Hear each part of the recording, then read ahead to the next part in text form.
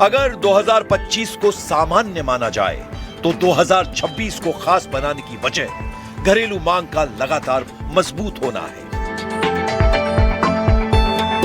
भारतीय अर्थव्यवस्था की सबसे बड़ी ताकत उसकी आबादी और बढ़ती खरीदारी क्षमता बनी हुई है। नाइट फ्रैंक इंडिया रिपोर्ट के मुताबिक घरों की बिक्री बढ़ी है, जबकि एयर ट्रैवल ने रिकॉर्ड स्तर छुआ है। मॉल, रेस्टोरेंट और सिनेमा हॉल में भी फुटफॉल कोविड से पहले के स्तर से ऊपर पहुंच चुका है। विशेषज्ञों के मुताबिक यही उपभोग 2026 की रफ्तार तय करेगा। 2026 में भारतीय अर्थव्यवस्था की उम्मीदें मजबूत हैं। आरबीआई की मौद्रिक नीति समिति के मुताबिक महंगाई में गिरावट की संभावना है। आय और रोजगार बढ़ रहे हैं। ब्याज दरों में कटौती से ईएमआई पर राहत मिली है, जिससे घरेलू मांग और खपत बढ़ सकती है। अर्थशास्त्री मानते हैं कि यही घरेलू मांग नए साल में आर्थिक तरक्की का मुख्य इंजन बनेगी। भारत की आबादी की खरीदारी क्षमता और बढ़ती फुटफॉल मॉल, सिनेमा और रेस्टोरेंट में इस साल आर्थिक गतिविधियों को और गति देगी। 2026 को इंफ्रास्ट्रक्चर डिलीवरी ईयर माना जा रहा है। 2024-26 में सरकार ने 30 से 33 लाख करोड़ रुपए का भारी निवेश किया है। इसका असर 2026 में जमीन पर दिखेगा। नई सड़कें, एक्सप्रेसवे, मेट्रो विस्तार, बिजली क्षमता में वृद्धि, बंदरगाह और लॉजिस्टिक्स अपग्रेड और औद्योगिक कॉरिडोर तैयार होंगे। नीति आयोग के मुताबिक 2026 में ये निवेश भारतीय अर्थव्यवस्था की रफ्तार को बढ़ाएंगे। 2026 में रोजगार में तेजी आने की संभावना है। ईपीएफओ की 2024 पेरोल रिपोर्ट के मुताबिक भारत में 1 करोड़ 2 लाख नई नौकरियां जुड़ी थी। आईटी सेक्टर में रुकावट के बावजूद कंस्ट्रक्शन और सर्विस सेक्टर ने रिकवरी की। अब नए मैन्युफैक्चरिंग प्लांट, पर्यटन, होटल और ट्रैवल सेक्टर पूरी तरह से एक्टिव होंगे। डिजिटल क्षेत्र में एआई और डेटा से जुड़े रोजगार बढ़ेंगे। नीति आयोग के रोजगार विजन की माने तो नए साल में नौकरियों की संख्या तेजी से बढ़ सकती है।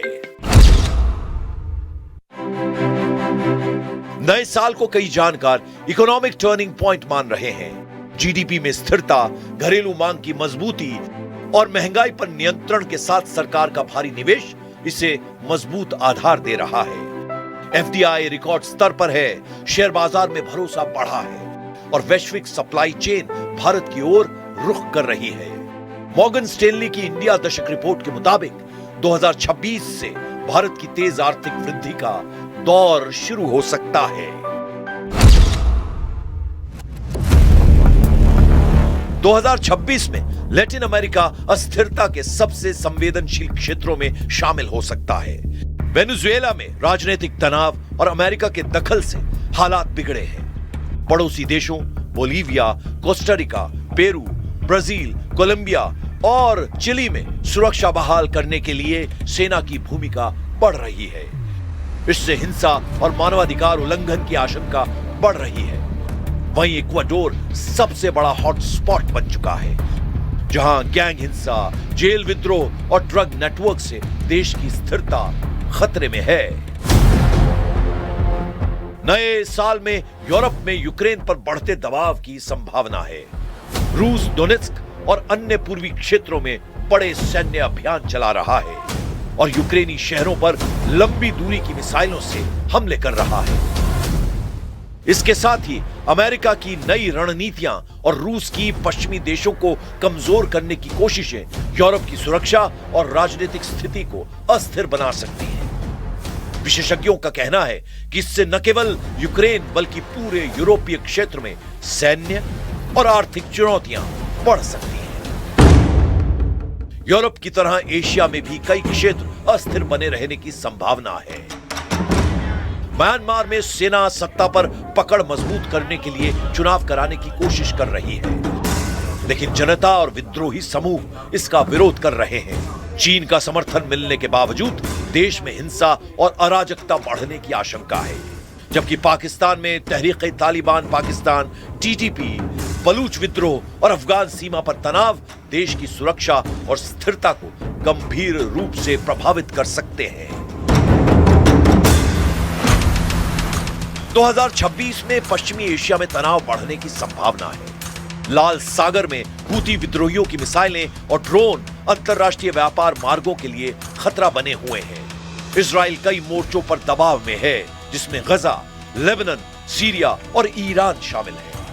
वहीं ईरान अपनी सैन्य और परमाणु क्षमता बढ़ा रहा है, जिससे क्षेत्रीय टकराव और बढ़ सकता है। विश्लेषकों का कहना है कि ये घटनाएं न केवल सुरक्षा को प्रभावित करेंगी, बल्कि वैश्विक तेल और व्यापार मार्गों पर भी असर डाल सकती हैं। अफ्रीका में नए साल पर सुरक्षा हालात चिंताजनक रहने की संभावना है।